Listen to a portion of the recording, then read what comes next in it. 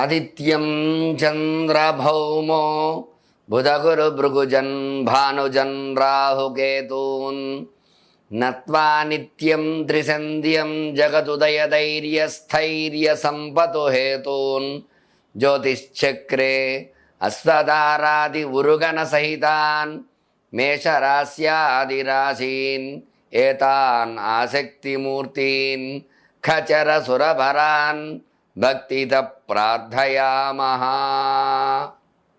నమస్కారం. జూన్ 2వ తారీఖు నుంచి జూన్ 8వ తారీఖు వరకు వార ఫలాలు ఏ రకంగా ఉంటాయో వాటి గురించి మీకు అన్ని వివరంగా మీ రవికిరణ్ శర్మ వేలూరి మీకు చెప్పడం జరుగుతోంది.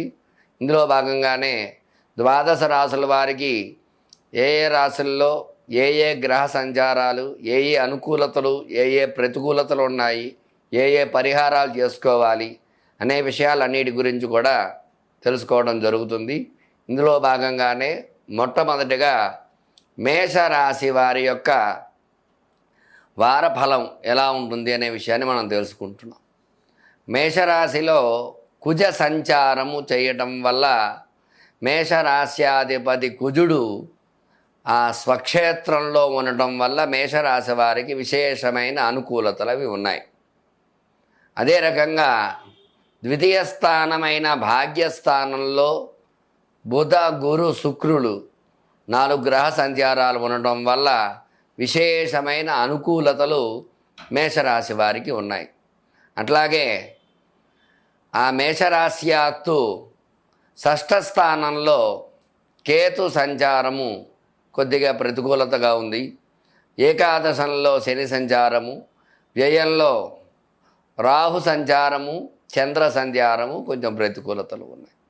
అందువల్ల ఈ రాశివారు ఈ వారంలో కొన్ని అనుకూలతలు, కొన్ని ప్రతికూలతలు ఉన్నాయి. కాబట్టి ఈ మేషరాశి వారికి ఈ యొక్క వ్యయంలో రాహు చంద్ర సంచారం వల్ల చంద్ర నీచబడటం వల్ల ఈ యొక్క రాహు వల్ల కొన్ని సమస్యలు వస్తూ ఉంటాయి. ఈ సమస్యలు పరిహారం చేసుకుంటూ ఉండాలి. ఈ వారం ఈ రాశి వారికి విశేషమైన రాజయోగాలు కూడా ఉన్నాయి. ఎందువల్ల అంటే భాగ్యస్థానంలో బుధ గురు శుక్ర సంచారం విశేషమైన రాజయోగం.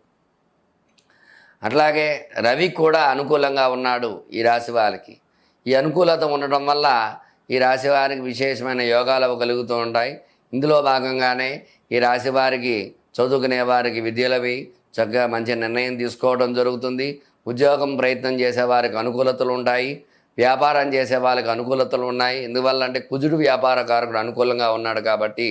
అయితే కొన్ని సమస్యలు తలెత్తుతూ ఉంటాయి. చంద్రుడు నీచబడ్డాడు కాబట్టి మనస్థిమితం తక్కువగా ఉంటుంది. కాబట్టి చంద్రుడు రాహుతో కలిసాడు కాబట్టి సోమవారము అట్లాగే రాహుకి ఆదివారము ఈ 2 వారాలు కూడా విశేషంగా ఈ వారంలో ఆ యొక్క చంద్రుడి చుట్టూ 10 ప్రదక్షిణాలు చేస్తూ ఓం చంద్రగ్రహాయ నమః, అట్లాగే ఆదివారం నాడు రాహు చుట్టూ ఓం రాహవే నమః అనుకుంటూ 18 ప్రదక్షిణాలు చేసి ఈ యొక్క చంద్రుడికి బియ్యము దానము, రాహుకి మినుములు దానము ఇవ్వడం ద్వారా ఈ రాహుగ్రహ చంద్రగ్రహ అనుకూలత కలిగి ఈ రాశివారు సుఖ సంతోషాలతో ఉండడం జరుగుతుంది.